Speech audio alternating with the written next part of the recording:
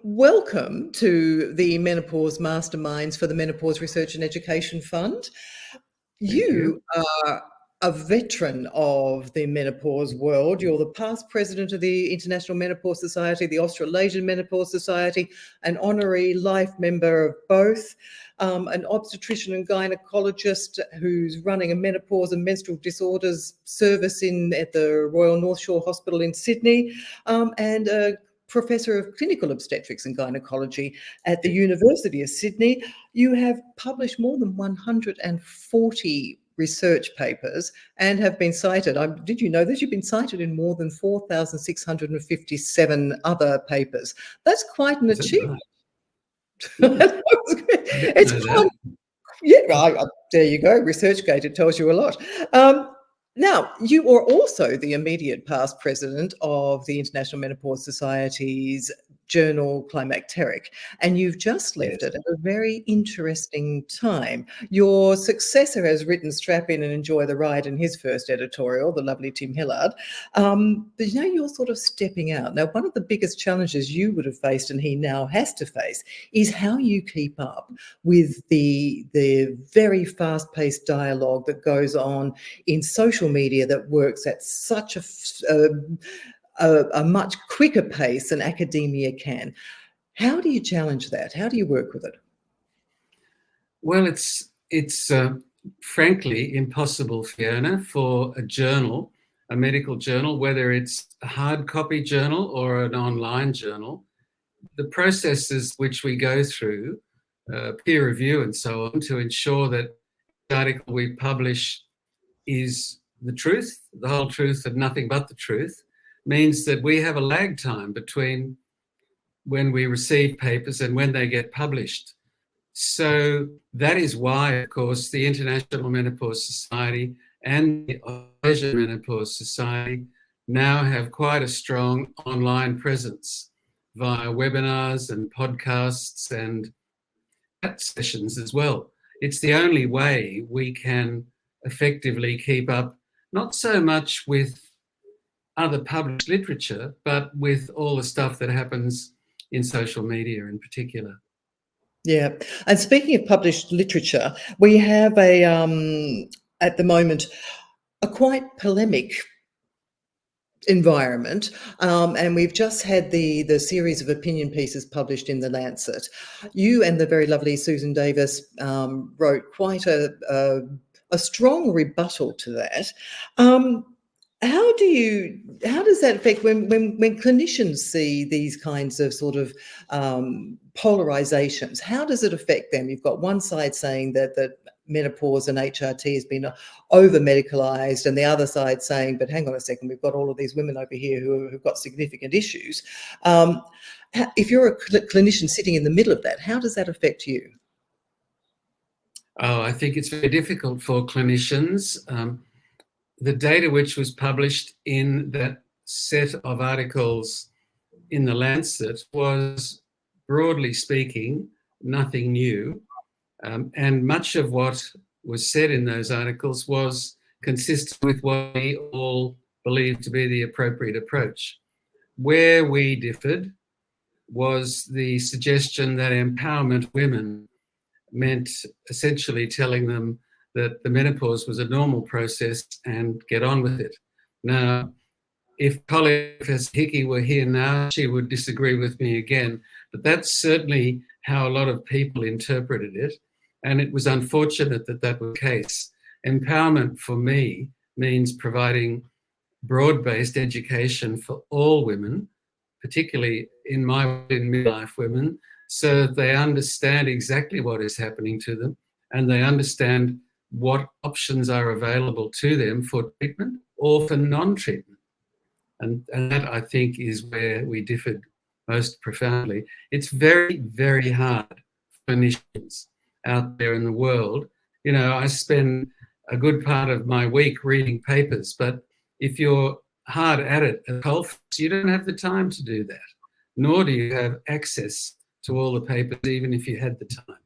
So it's very difficult for clinicians. We just have to try and give them up-to-date information as much as possible, as you mentioned in the previous question. Yeah, but it's a very, very difficult one, and it leaves women, of course, in a very confused situation as well because they've got It one size. does. Yeah.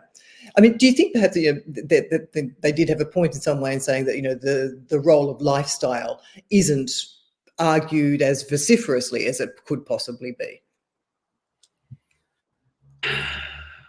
Well, no, I don't agree with that, because the current International Menopause Society guidelines and the current global consensus statement on the use of hormone therapy says that the principal indication to use menopausal hormone therapy is to alleviate symptoms. It goes on to say there are some other potential benefits, but it then says when hormones are used, it should be part of an overall strategy to improve the health and lifestyle of women going through midlife change. So we've Yeah. always advocated. I mean, I think if you went back to the 1990s, I can remember, I think the philosophy then was somebody became menopausal, a period stopped, she went to the GP, said, I haven't had a period for a year. And the GP said, well, you've got to take hormones. Agreed with that and haven't agreed with that for decades. We think hormones are great, but they should be used in the right circumstances. And obviously for women, even for those women, we should be talking about lifestyle measures, diet, exercise, weight, consumption of alcohol, cigarettes, other drugs, and so on. Yeah, yeah. Is there much of this, do you think? I mean, the WHI, the Women's Health Initiative study that came out in the early 2000s that basically saw people flushing their HRT down the loo. How much of a hangover is there from that today when we see things? The studies that keep on coming out always seem to refer back to these findings. The headlines are still quite scary. Is that part of the reason why we have this polarized view as well, do you think? Yeah, it is. It is. It's a throwback to all of that. When WHI was first released, it was done so in a very dramatic manner, and it did scare a lot of women, and it scared a lot of doctors. And some just washed their hand, walked away and said, that's it. I don't need to treat menopausal women, and I never will again. And despite the fact that the WHI investigators have republished data over and over again, including last week, reviewing the literature and having a much more measured approach to everything, those people who walked away haven't come back. And by and large, when we conduct education sessions for doctors, we preach to the converted. The people who walked away aren't interested, so they don't listen to us, they don't listen to anyone really, and they don't come to conferences at which these topics are discussed. And that's what we have to break down.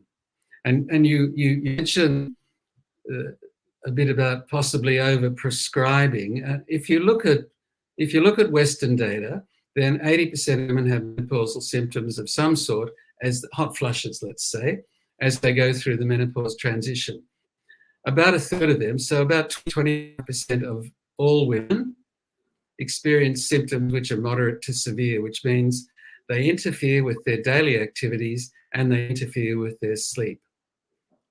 So, okay, so 25% of women have trouble that interferes with their life, but in Australia, about 13% of women use hormones. In the UK, I've got a feeling it's about 15 or 16%. In the US, much the same. So we are actually not giving hormones to as many women who need them. And of course, sometimes that's because women don't take them, and that's their choice too. But we're certainly not, in my view, over-prescribing. In terms of that, I mean, you mentioned there were severe symptoms, but I had a woman yesterday saying, my GP told me I couldn't have HRT because my symptoms weren't severe enough. Should it only be restricted to people who have severe symptoms, No, or is that, how do you decide? Not at all. I mean, that's a bit silly, really. It's like saying to somebody, you've only got mild diabetes, so you don't need any treatment. Somebody has symptoms and seeks assistance for those. What the doctor should do is say, there are lifestyle things you can do. This is a normal physiological process. We don't know how long it will last or if it will go away, but for most women it will go away in about 7 years or so. But if you are seeking treatment options, these are the things that we can offer you. And you don't have to start with hormones. If you don't like hormones, you can have them at the bottom of your list. But to be fair to your patient and honest to yourself, you should be telling women all the choices that are available.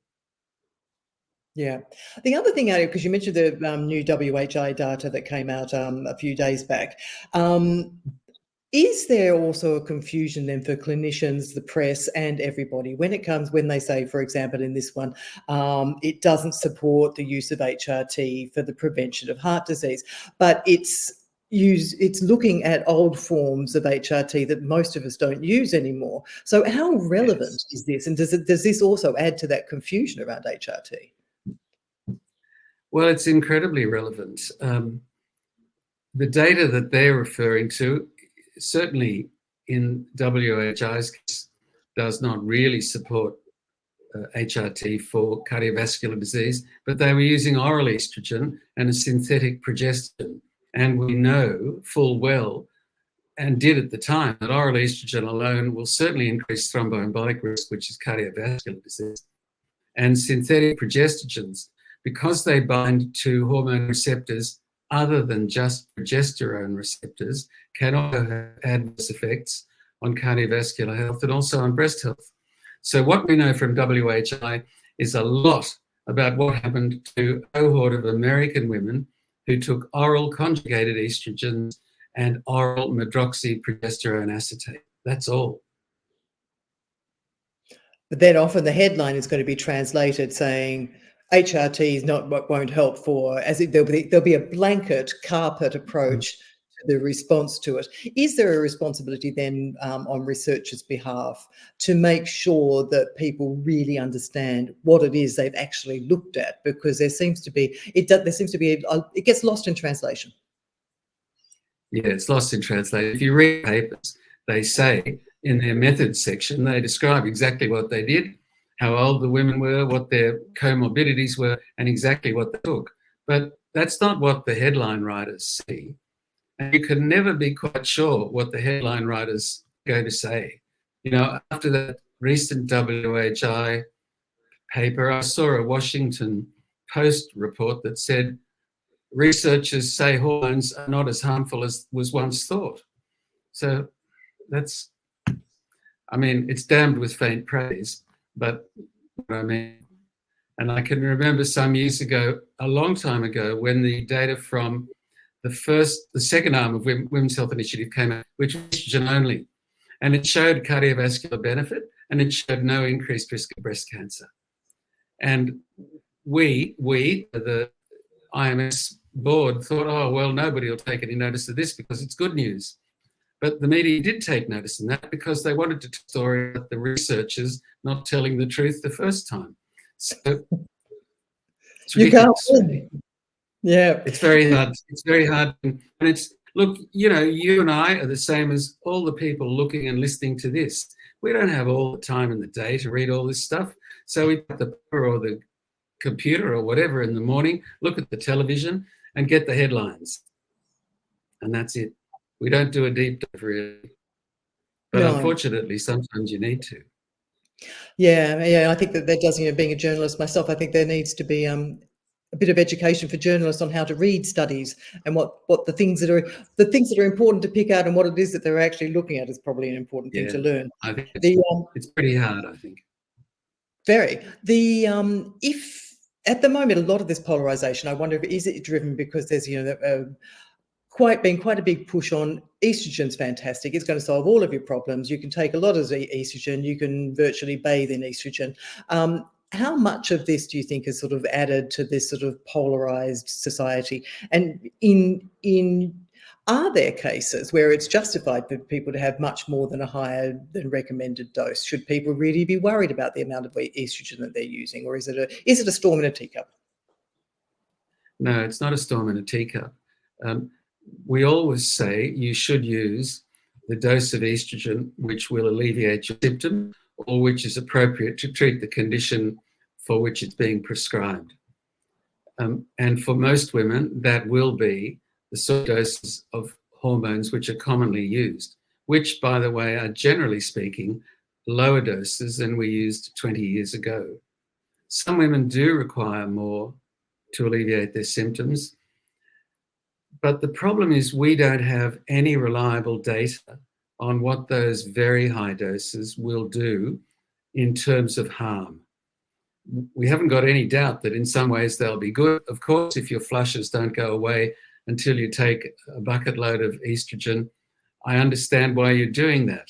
But if what we don't know is if you do that, how many other risks have you increased? For example, transdermal estrogen is generally regarded as having no effect on the risk of thromboembolic disease. But we're talking about standard doses. And when you use very high doses, there are questions to suggest it might be harmful, but there's really no good data. Yeah, this is why we need more research, isn't it? You'll never be retiring. The other Look, thing it's very hard. I'm terribly sorry to interrupt. It is very hard because I understand why the enthusiasts are using higher doses, but they just have to think about it. Every time you must pause and say, am I really doing this patient good or not? And how do I know? Time will tell. The other thing that the other couple of studies that have come out in the last week or so that are of interest to people are the ones that look at, I think there's one from Argentina that's looking at potential cognitive benefits, and the other one was in the use of HRT in people over the age of 65, showing that perhaps it wasn't such a bad thing to be using as if you were keeping on going. How much comfort can we take from those kinds of studies? I think they're both very interesting. I think the study looking at cognitive benefit is not the first, and we know from work done, again, 20 years ago, that there are very plausible mechanisms by which we would expect estrogen to have positive effects on cognitive health and on the health of the brain in many different ways. The trouble is teasing out confounders which do make it very difficult for us to really assess what is going on in terms of cognitive health. And we need to remember cognitive health is not one thing. It's a whole mismatch of a lot of different conditions. It's not all Alzheimer's and it's not all vascular and it's a bit of this and a bit of that. But I do think it's encouraging. And I think the reason I'm encouraged about that one particularly is that we do know that there are plausible mechanisms to explain the suggestion that it would work. In terms of women older than 65 using estrogens, if you have started hormone therapy when you were 50, 51, 52, when you're going through the menopause and having your last period, then I think the evidence is very clear that if women persist with that, they will in fact overall continue to have benefits. It could be argued, if you're using synthetic progestogens, that long-term use could be associated with slightly increased risk of getting breast cancer, but not of dying of it. But on the other hand, it'll alleviate symptoms, it'll be good for the brain, it'll be good for cardiovascular health, and it'll be good for bone health. And that's very clear. The question is, can you initiate therapy in women who are older, who have never needed hormones until they were 65? So there's two issues there. One is most women who go through the menopause at 50 shouldn't be getting hot flushes for the first time at 65. So you certainly need to figure out whether there's another underlying cause for those flushes. And the other is, as we get older, we know that women's cardiovascular health is protected before the menopause. Endogenous estrogen protects them. They have less risk of heart disease than men, but we know they try to catch up after the menopause. And so there's a great risk that they'll have atherosclerotic plaques in their major vessels by the time they get to 65. Therefore, if they take oral estrogen, they're at increased risk of a blood clot. But it doesn't mean every woman over the age of 65 cannot have estrogen at all. I couldn't agree more. Yeah. You mentioned cognition there, and the other thing that's very interesting and a quite a significant debate is testosterone. And at the moment here in the UK, it's off license only for libido. I understand that Susan Davis in Australia is doing pretty amazing studies on testosterone and trying to get ones going to see the link with cognition, because we have a lot of anecdotal evidence. Where do we see this going? It's a very interesting field, because testosterone is the precursor of estrogen.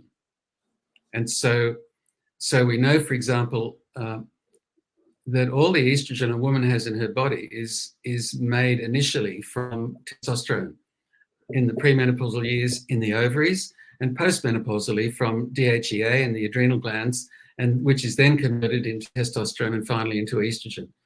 We also know there are receptors for testosterone all over the body, for example, in the vagina and vaginal mucosa, in the musculature, and so on, and in nerves that can be generated from those sites. And so testosterone obviously can have a significant effect on sexual function for all sorts of reasons, partly because it's converted to estrogen and therefore stops dryness, partly because it has an effect of its own on libido, but also because it has these secondary effects on other tissues. So I do think the work Susan Davis is doing is very, very exciting. And we hope we'll have a bit of data from that by the end of the year.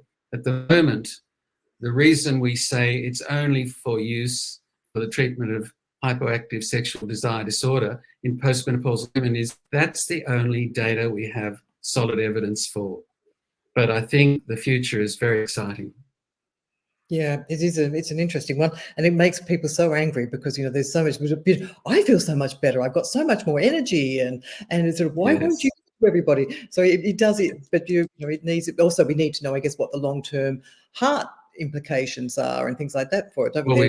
Well, we do, and again, if you talk about doses, we know that the physiological doses that we use for HSCD in postmenopausal women don't add cardiovascular effects, but we don't know again what higher doses will do. So I really, people will say I'm a boring old man that wants everybody to suffer. I just don't want anyone to be harmed. Which is very important.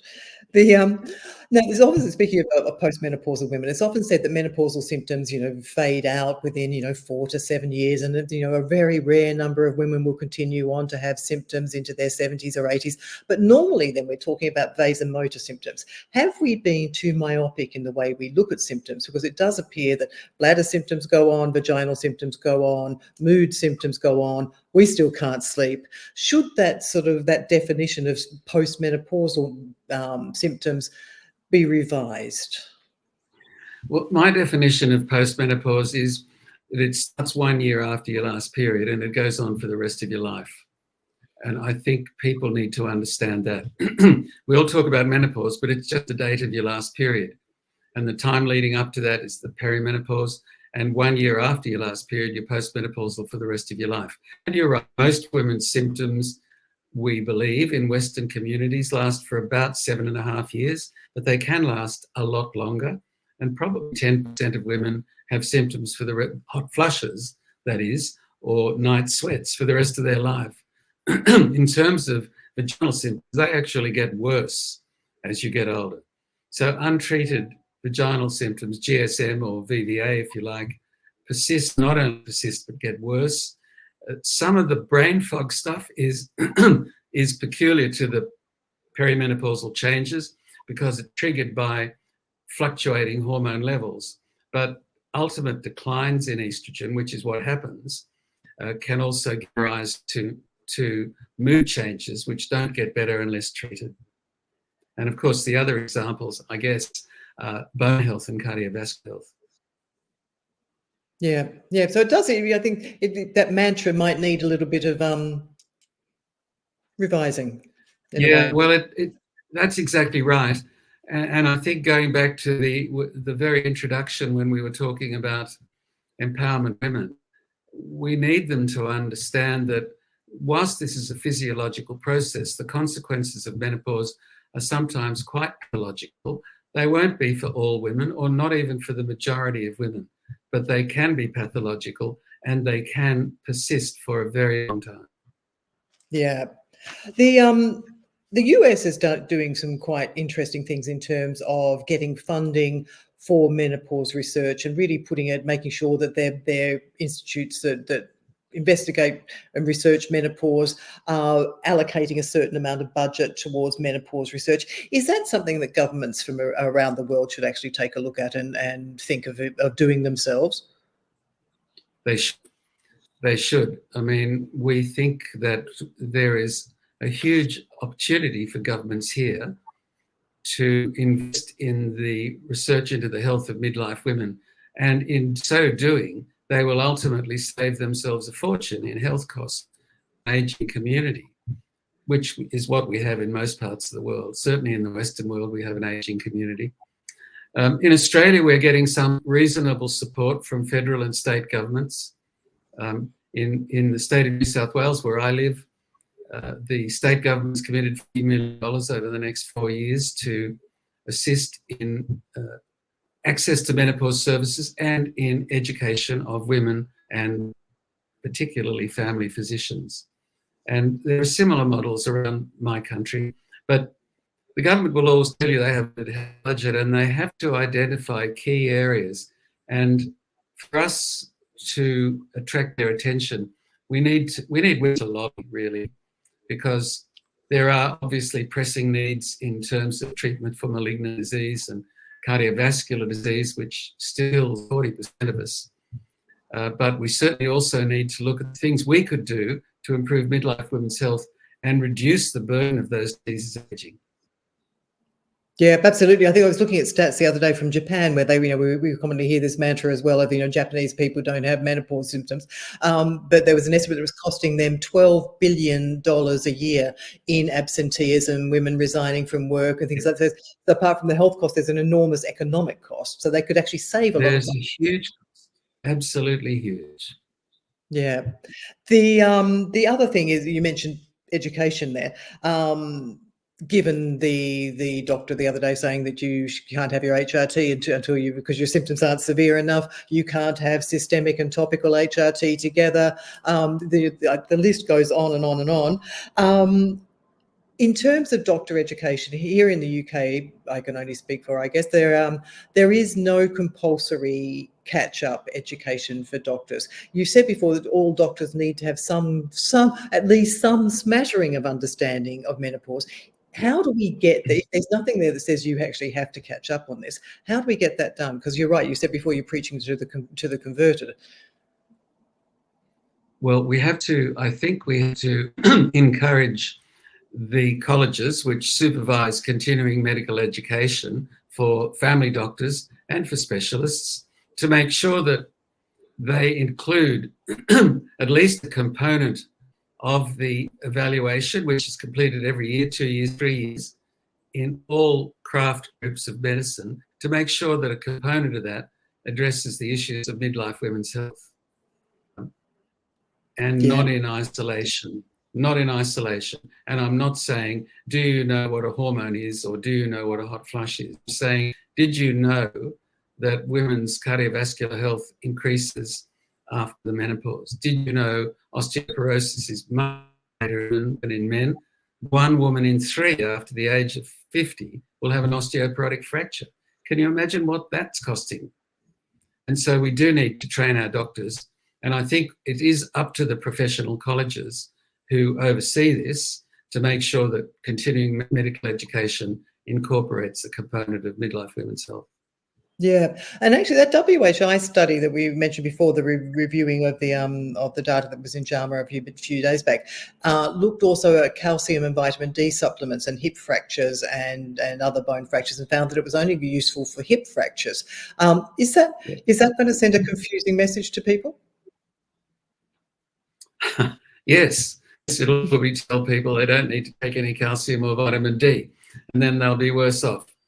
What of course they're trying to say is that in isolation, these are useless endeavors.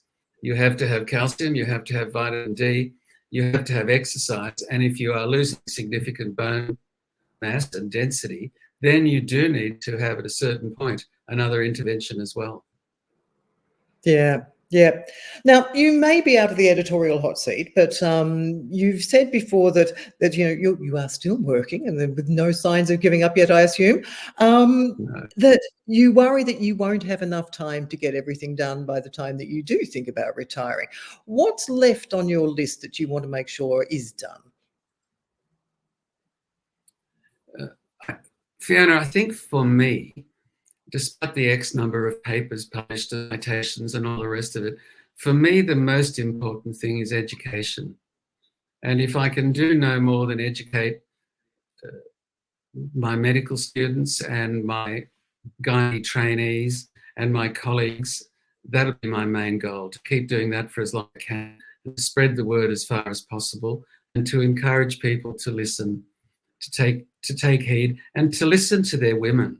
Listen to your 50-something-year-old woman when she comes in to see you. She's not old, and she has more than a third of her life still to go, and she deserves to have good evidence-based care provided to her by all of us. That's what I'd like to see.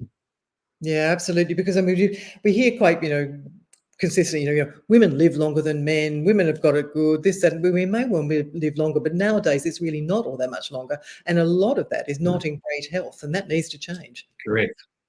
Correct. It's Absolutely. not so much how many years you live, it's much more about how many years you live well. Yeah, 100%. Well, I wish you all the luck in that, and if there's any way that the Menopause Research and Education Fund can help, let us know. So, Professor Rod Babey, we have come to the end of our Menopause Mastermind chat. Thank you so very much for joining us, and hopefully we shall speak again sometime in the future. Thanks very much, Fiona. It was a pleasure. Thank you.